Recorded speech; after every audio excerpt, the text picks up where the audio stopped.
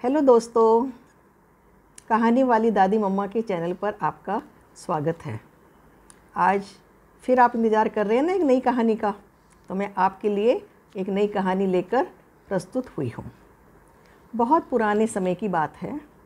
एक छोटा सा कस्बा था, उसमें एक आश्रम था।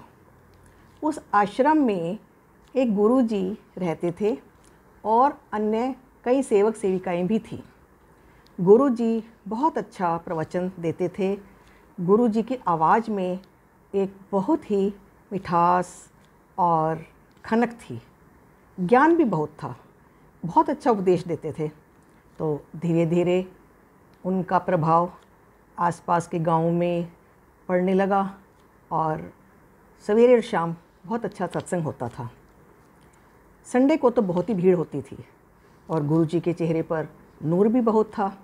गुरुजी बहुत सिंपल कपड़े पहनते थे और बहुत नम मतलब बहुत प्यारा, सबके साथ बहुत अच्छा बोलते थे। एक बार संडे को सत्संग चल रहा था, शाम को बहुत भीड़ थी और उस दिन सत्संग थोड़ा लेट हो गया। अब जब सत्संग ख़त्म हुआ तो सब लोग अपने घर जाने के लिए जब आश्रम से बाहर निकले तो कुछ लोग जो जल्दी में थे वो चले गए और कुछ लोग धीरे धीरे जब निकल रहे उन्होंने देखा कि एक महिला के रोने की आवाज़ आ रही है।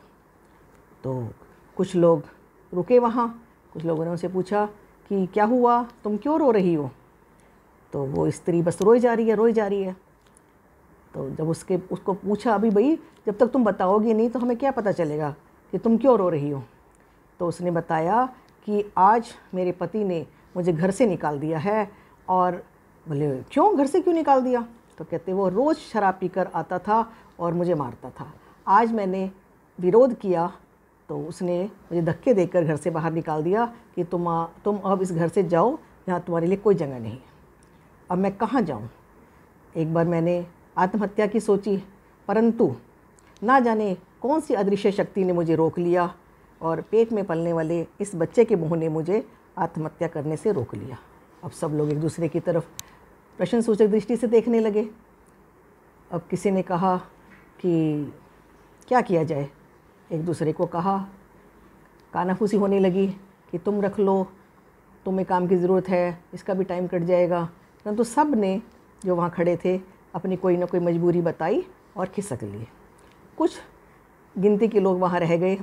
बाद में यही डिसाइड हुआ कि उस महिला को आश्रम में अंदर लेकर गए।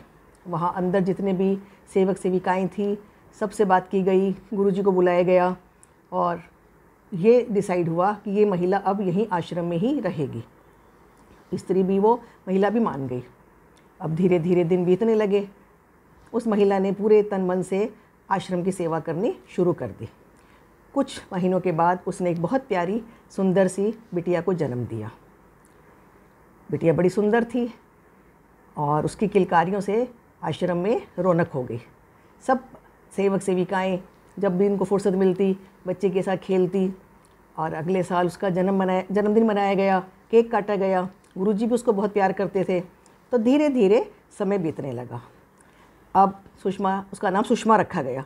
सुषमा बड़ी होने लगी तो वो भी जब भी कभी भजन होते तो अपनी माँ के साथ बैठती, सुनती और गुनगुनाती थी। धीरे धीरे उसने भी बड़ा अच्छा गाना शुरू कर दिया, बहुत अच्छी ढोलक बजाती थी सुषमा भी। परंतु उसका पढ़ाई में बहुत अच्छा मन लगता था तो उसको स्कूल में डाला गया। सुषमा की माँ की भी ये इच्छा थी कि ये स्कूल जाए और पढ़ाई करे। तो जो आश्रम की प्रबंधक कमेटी थी उनके साथ सलाह मशवरा करके उसको स्कूल में एडमिशन करा दिया गया और वो बहुत होशियार निकली पढ़ाई में, पढ़ती चली गई। धीरे धीरे दिन बीतते चले गए।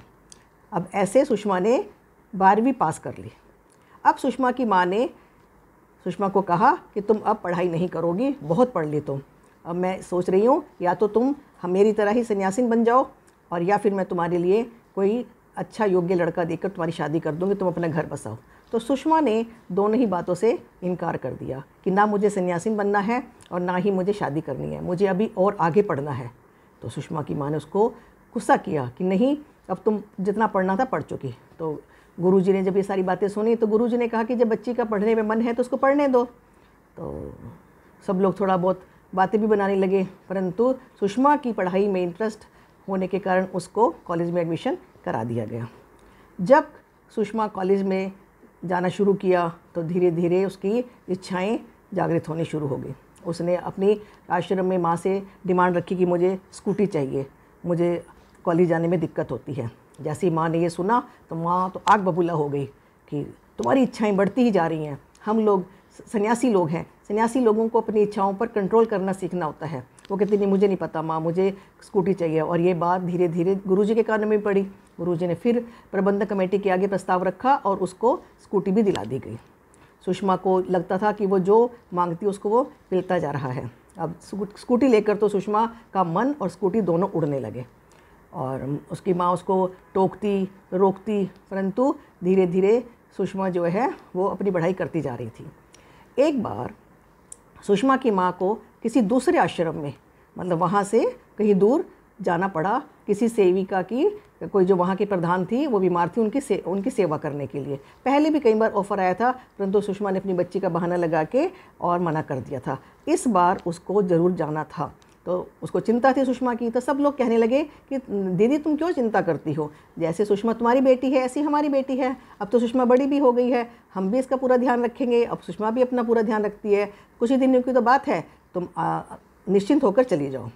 सुषमा की माँ बेमन से उससे दूर चली गई, परंतु जब वापस लौटी तो सुषमा की माँ का सब कुछ लुट चुका था। जब वो वापस आई, उसको टेलीग्राम करके बुलाया गया तो पता चला कि सुषमा गुरुजी के कमरे में मृत मिली है और गुरुजी फरार हो गए हैं, अदृश्य हो गए हैं और सारे आश्रम में एक सन्नाटा छा गया है। सुषमा की माँ की सुनकर ज़मीन पैरों के नीचे से खिसक गई और रोने लगे कि ज़िंदगी ने उसके साथ कितना बड़ा धोखा दिया, ज़िंदगी ने उसको, तो उसने क्या सोचा था और ये क्या हो गया।